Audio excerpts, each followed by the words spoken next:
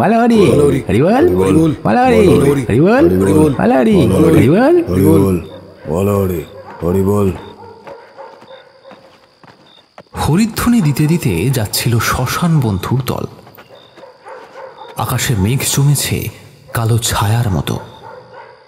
কিভাবে যে শ্মশানে পৌঁছবে সেই নিয়ে ভীষণ চিন্তায় পড়েছে শ্মশান বন্ধুরা। যেতে যেতে সকলেই বলতে লাগলো নানা রকমের কথা। কিন্তু পরিতোষ ম্লান মুখে আকাশের দিকে তাকিয়ে বলল, গতিক সুবিধার দেখছি না বকুলদা। একটু পরেই যদি বৃষ্টি নামে তাহলে ভিজে একসা হতে হবে। আর নিতাইয়ের বউটা যেভাবে মারা গেল, দিন দিন যেন সন্দেহবাতিক হয়ে উঠেছিল। কেন রে, কি হয়েছিল? মৃত্যুটা যে স্বাভাবিক ছিল না তা বোঝাই যায়। স্বামীর সঙ্গে কি নিয়ে যে তুমুল ঝগড়া লেগেছিল সেদিন। পরে অবশ্য ঝগড়াটা মিটেও গিয়েছিল। তারপর সে ধান সিদ্ধ করতে বসে। সেই সময় উনুনের আগুন কাপড়ে লেগে যায়। কিছু বোঝার আগেই দাউ দাউ করে জ্বলতে থাকে সে। প্রবল চিৎকারে কেঁপে উঠেছিল সমস্ত বাড়িটা। ওই সময় নিতাইয়ের চোখে পড়ে ঘটনাটা। তাড়াহুড়ো করে সে এক কলসি জল ছুঁড়ে দেয় স্ত্রীর দিকে, কিন্তু তখন অনেক দেরি হয়ে গেছে। আগুন ছড়িয়ে পড়েছে গোটা শরীরে। শেষমেশ যখন আগুন নিভল, তখন তার স্ত্রী মাটিতে পড়ে আছে, একটা ঝলসানো নিথর দেহ। আর শুনেছি মৃত্যুর আগ মুহূর্তে সে চিৎকার করে বলেছিল,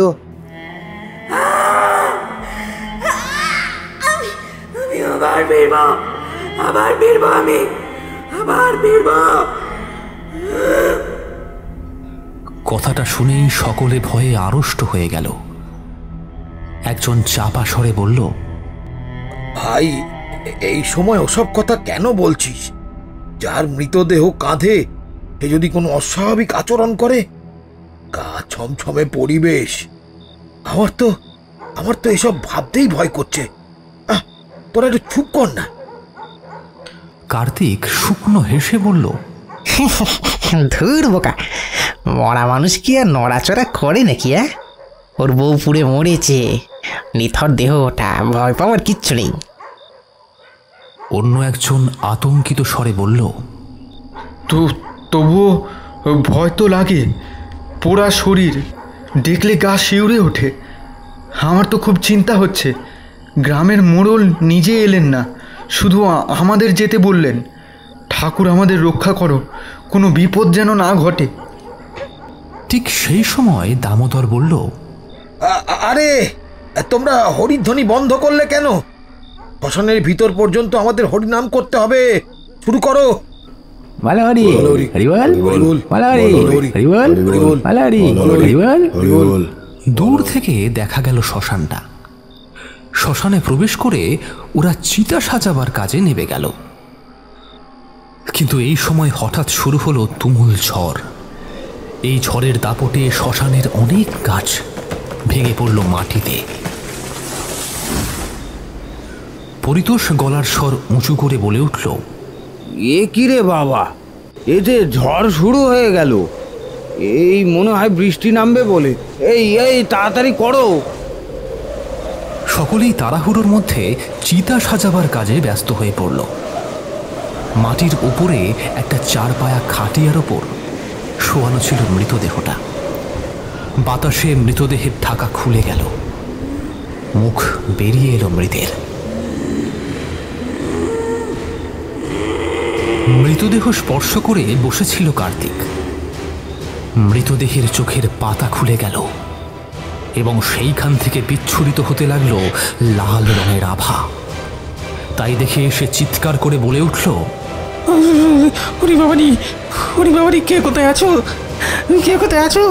আমাকে মেরে ফেললে, হরি বাবারি। সকলের চোখ কার্তিকের দিকে। তাকে চাপটে ধরেছে মৃতদেহটা। পালাতে চাইলেও সে পালাতে পারছে না। শ্মশান বন্ধুরা ছুটে এলো, কিন্তু প্রেতের সামনে কেউ টিকল না। একে একে ছিটকে গেল সবাই। ভয়ে কাঁপতে কাঁপতে পরিতোষ বলল, তখনই বলেছিলাম যে এত রাত্রে এখানে না আসতে, কিন্তু আমার কথা কেউ কানে দিলে তো। এখন যে করেই হোক আমাকে পালাতে হবে। কিন্তু এই সময় চিৎকার ভেসে এলো। কেউ যেন সজোরে বলে উঠল, প্রতিশোধ আমি নিতে চাই। আমার অতৃপ্ত আত্মা গোটা গ্রামটাকে উজাড় করে দেবে। আমার স্বামীও রেহাই পাবে না, দাউ দাউ করে চলবে গোটা গ্রাম।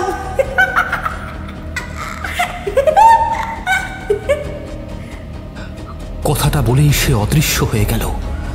পরিতোষ দৌড়ে প্রায় শ্মশান থেকে বেরোবার পথের দিকে চলে এসেছিল, কিন্তু ঠিক সেই সময় সে অনুভব করল কেউ যেন তার পাটা চেপে ধরেছে। সে পারল না বেশি দূর এগোতে। তার আগেই সে শ্মশানের মাটির নিচে ঢুকে গেল, আর শ্মশানে ছড়িয়ে পড়ল একটা আর্তনাদের ধ্বনি।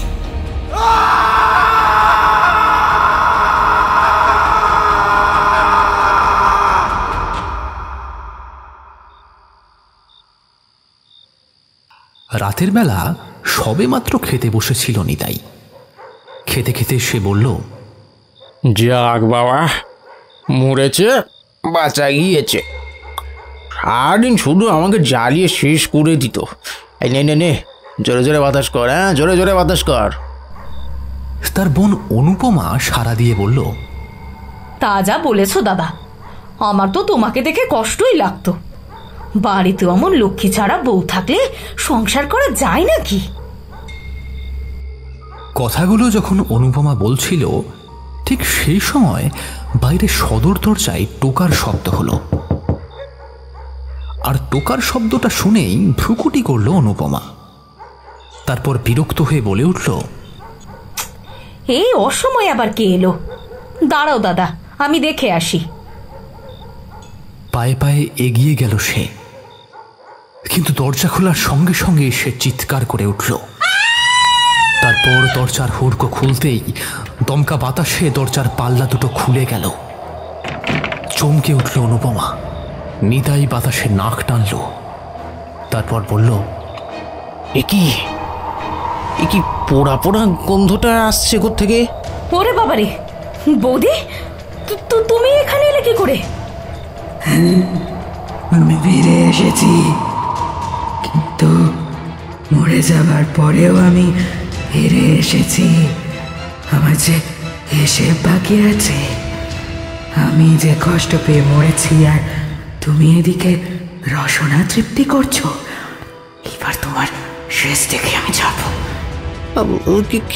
কিন্তু কিন্তু তুমি তো মরে গিয়েছিলে, তাই না? আমি মরে গিয়েছিলাম, কিন্তু তবু ফিরে এসেছি। এবার তোদের পালা, তোদের আমি আজকেই শেষ করে দেব। কথাটা বলেই নিতাইয়ের স্ত্রী তাদের পালাবার পথ দিল না। সামনে দাঁড়িয়ে থাকা তার বোন অনুপমার দিকে দুটো হাত বাড়িয়ে দিল। অনুপমা কষ্ট পেয়ে বলে উঠল, দাদা দাদা, আমাকে বাঁচাও। আমার আমার যে কষ্ট হচ্ছে, আমাকে আমাকে উদ্ধার করো। এই এই ও যে ছেড়ে দাও, ওকে ছেড়ে দাও বলছি অনুপমাকে। তুমি কি চাও? হ্যাঁ কি চাও? তোমাদের রক্ত চাই, এই গ্রামের বিনাশ চাই। কেউ তোমরা আমাকে প্রতিহত করতে পারবে না। এই বাড়িতে আমি আগুন লাগিয়ে দেব। অনুপমার গলা চেপে ধরা অবস্থাতেই মূর্তির চোখ দিয়ে বেরিয়ে এলো তীব্র দ্যুতি। এই দ্যুতি গিয়ে লাগলো খড়ের চালে। দাউ দাউ করে জ্বলে উঠল পুরো বাড়িটা। নিতাই হতভম্ব হয়ে বলে উঠল, ছেড়ে দাও, আমি তোমার কাছে ক্ষমা চাইছি। আমি ক্ষমা চাইছি, আমি কিচ্ছু করিনি। ওই তো দরজা খোলা আছে, আমি ওই দরজা দিয়েই বেরিয়ে যাই।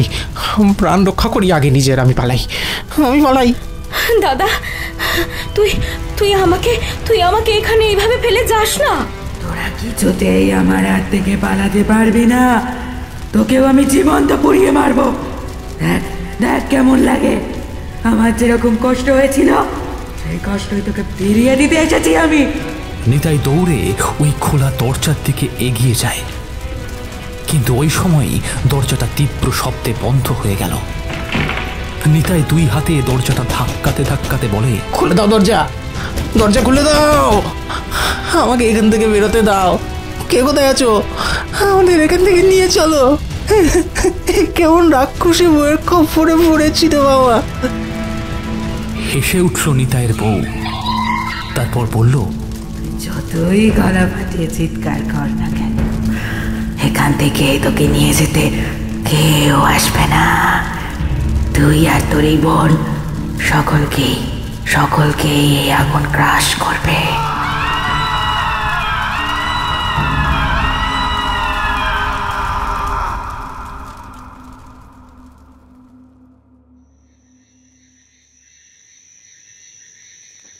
বড্ড দেরি হয়ে গেছে, এতটা দেরি হবে ভাবিনি।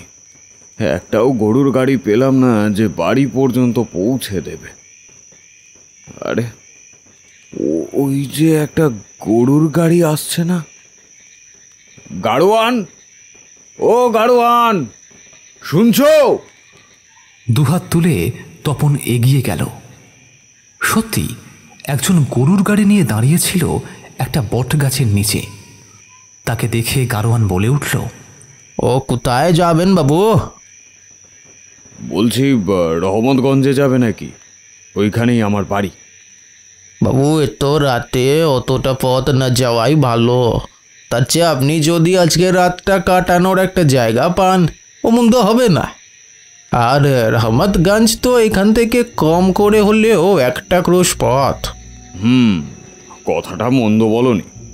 ওইখানে যেতে গেলে ঘন্টা 2 লাগে। বাড়িতেও বলে এসেছি যে ফিরতে একটু দেরি হবে।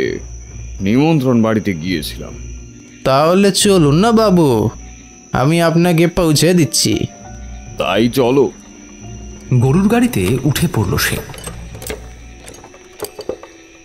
গরুর গাড়ি চলতে শুরু করলো। একসময় ওরা পৌঁছে গেল একটা বাড়ির সামনে। গরুর গাড়ির দুলুনিতে তপনের ঝিমুনি আসছিল, তাই সে তন্দ্রাচ্ছন্ন হয়ে পড়েছিল। কিন্তু গাড়োয়ানের ডাকে তার ঘুম ভাঙল। গাড়োয়ান বলল, বাবু এইখানে নেমে পড়ুন। সে নেমে পড়ল। তারপর দেখল একটা বাড়ির সামনে দাঁড়িয়ে আছে।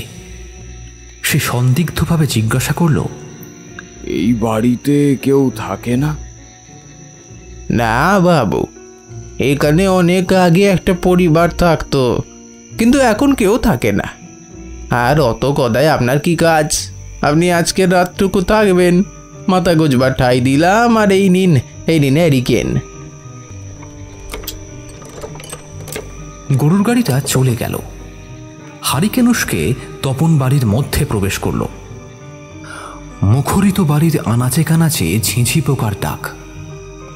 বাড়ির ভিতরে ঢুকেই সে বলল, ওই বাড়িতে লোক থাকে না? বলি, বাড়িতে কেউ আছেন?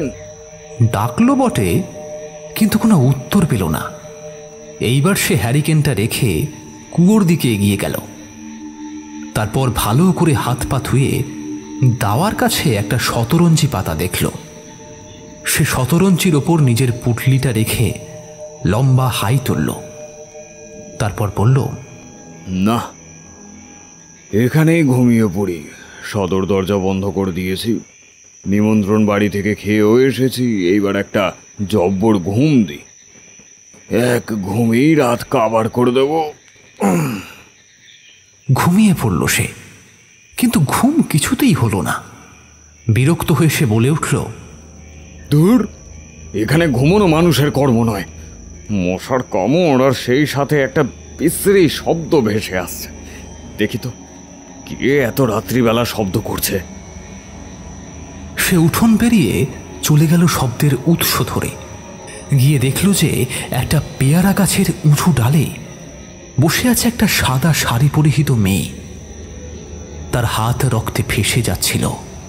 তাকে দেখে তপন ভয় পেয়ে বলল, ওরে বাবা রে, ওরে বাবা, আমি কার পাল্লায় পড়েছি? না না, আমাকে এখান থেকে পালাতেই হবে, পালাতেই হবে। ইচ্ছে করলেও পালাতে পারবি না। খনা সুরে কথাটা বলে উঠল মূর্তিটা। তারপর চোখের পলক ফেলতে না ফেলতেই তপন দেখল সেই মূর্তিটা তার চোখের সামনে। সে মনে সাহস সঞ্চয় করে বলল, কে তুমি? আর আমাকে কেন এখানে আটকে রাখতে চাও? সরে যাও, সরে যাও, আমি এখান থেকে চলে যাই। আমাকে মেরো না। তোকে না মারলে যে আমার একাকিত্ব খুঁজবে না, তোকে যে আজকে আমার হাতে মরতেই হবে। সে আর কোনো কথা না বলে বেরিয়ে দ্রুত পেছন দিকে দৌড়াতে থাকে, কিন্তু বেশি দূর দৌড়াতে পারে না, কেননা তার আগেই তাকে চাপটে ধরল ওই মূর্তিটা। আতঙ্কে দিশাহারা হয়ে গেল সে। তারপর বলল, কিন্তু কিন্তু আমাকে কি কারণে মারতে চাইছেন?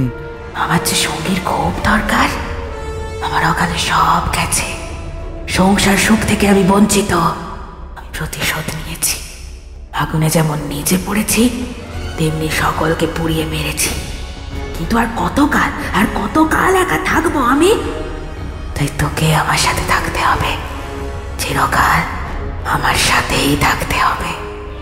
এইবার ওই মেয়েটা অট্টহাসি করে উঠল। তারপর সে তপনের গায়ে ধরিয়ে দিল আগুন। তপন প্রচণ্ড চিৎকার করে এদিক ওদিক ছুটে গেল, কিন্তু বাড়ির বাইরে বেরোতে পারল না। যখন তার সর্বাঙ্গ জ্বলছে, ঠিক ওই সময় সে দেখল কুয়োটা। ওই তো কুয়োটা। আমি যে যেতে পারছি না। সে ওই কুয়োতে ঝাঁপ মারল। ঝপাং করে একটা শব্দ হলো, তারপর সব শেষ।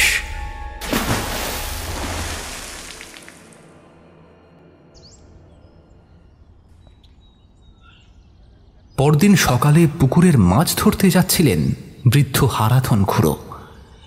তিনি সেই পোড়া বাড়ির পাশ দিয়ে যাওয়ার সময় দেখতে পেলেন একজোড়া জুতো। তা দেখে ভ্রু কুঞ্চিত করে তিনি বললেন, আরে, এখানে এই জুতো জোড়া কে রাখলো? এখানে তো কেউ আসে না। তাহলে আর দেখছি দরজাটাও হাট করে খোলা।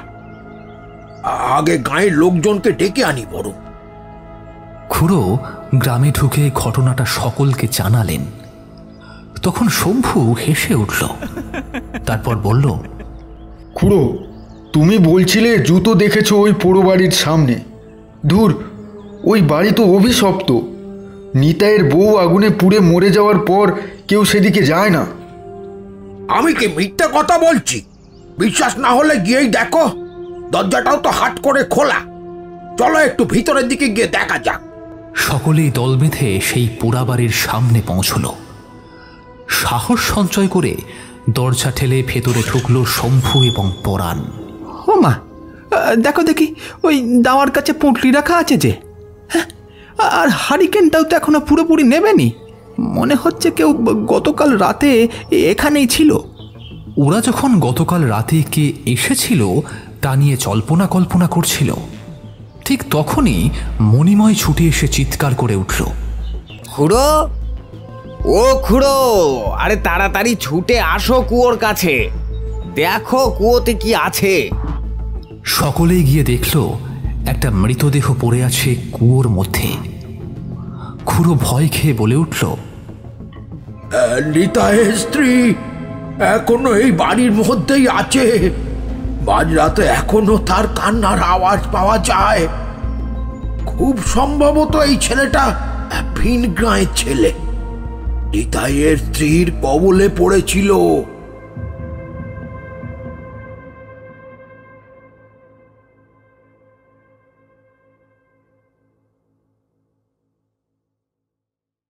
আমাদের এই গল্প যদি আপনাদের ভালো লেগে থাকে তাহলে অবশ্যই লাইক করবেন এবং শেয়ার করে কমেন্ট করতে ভুলবেন না। যারা চ্যানেলটিতে নতুন তারা অবশ্যই সাবস্ক্রাইব করে পাশে থাকা বেল আইকনটি টিপে শুধু নোটিফিকেশন বাটনটি অন করে দিন, যাতে আমাদের গল্পের পরবর্তী আপডেট সবার আগে আপনার কাছে পৌঁছে যায়। ধন্যবাদ।